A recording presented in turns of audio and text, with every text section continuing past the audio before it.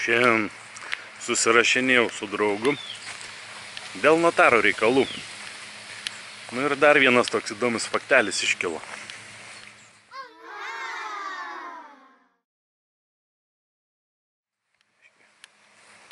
Tie, kas susidurėt su notarais ir naudojatės jų paslaugomis, nu, turiu tokį tam tikrą pastebėjimą iš praktikos savo, kaip notarai naudoja tos dvigubus standartus. Ir galėsiu parodyti gyvo susitikimo metu.